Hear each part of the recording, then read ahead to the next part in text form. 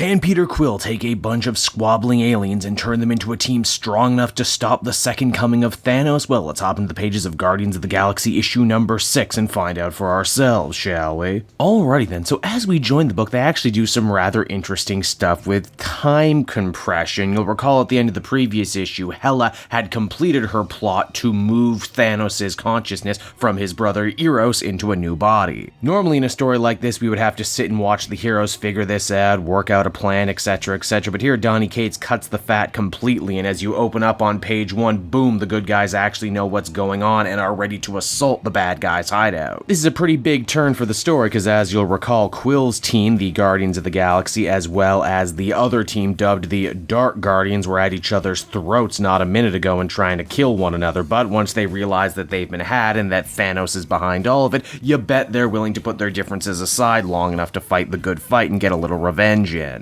Also, after being a depressive wreck all arc long, Star-Lord finally gets his shit together and starts directing everyone like a real leader would. If they want to get to Thanos, though, they're going to have to get through the Black Order. That's a tough fight, but luckily there's a lot of muscle here to help out. Then, of course, there's Hela and her crazy black hole gun, which already almost killed everyone in the first issue, so you better believe they don't want to make that same mistake twice. Surprisingly, though, Star-Lord makes a beeline for the Cosmic Ghost Rider, who he views as a traitor because he's now standing with Hela and Thanos. Sadly, it's only with his dying breath that the alternate future Frank Castle gets out the words that he was being manipulated to serve Hela, seeing as he is dead and she is the mistress of the dead, but don't feel too bad for Frank, because when he dies he goes to hell where he gets to meet the OG Ghost Rider. They're gonna have a race, and you can read all about it in the pages of Avengers issue number 22 coming soon. Now, when Peter finds Star Fox, Gamora is ready to kill her uncle in cold blood. Star-Lord doesn't think this is a good idea, and slightly hypocritical considering he did everything in his power to make sure they didn't kill Gamora because they thought that she was the vessel for Thanos' mind. Gamora, truly living up to her title of deadliest woman in the universe, says that they're just going to have to agree to disagree on this one, and that at the end of the day, this is what separates her and Quill. She would have killed herself first thing if given the chance. Ultimately, though, this might be what Eros wanted, considering that his brother turned him into some sick, perverted puppet. Killing him too also means the mind transference gets cut off halfway.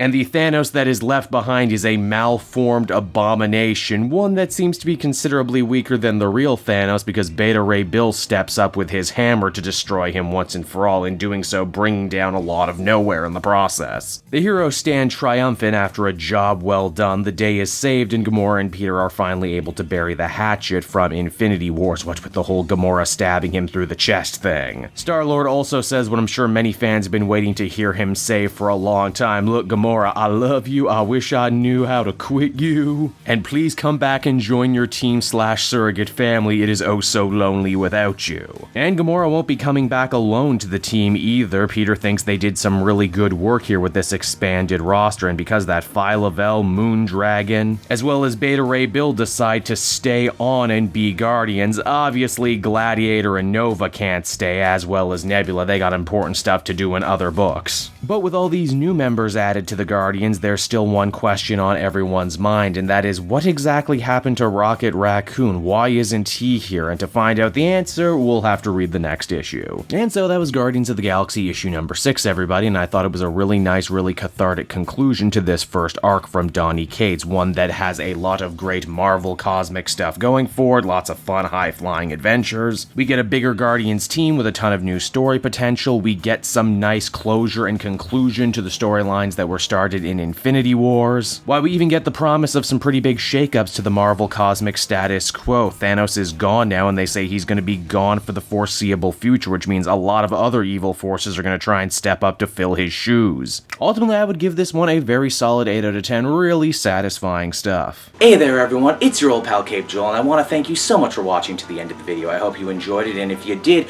why not check out some of these other videos I have available from the channel. Then you can follow me on Twitter and Facebook at Cape Joel, so you're always up to speed on what I'm doing next. And hey, if you're in the market for some comic book trades of your own, might I recommend using my book depository link down in the description. Not only will you get an amazing deal by not having to pay any shipping and handling, but everything you buy via my specific link actually goes to support me in the channel. So you win, I win, everybody wins, right? What's not to love? And until next time, everyone, this has been Cape Joel, and I will be back again with more comic content that smacks of greatness. Bye-bye, everyone.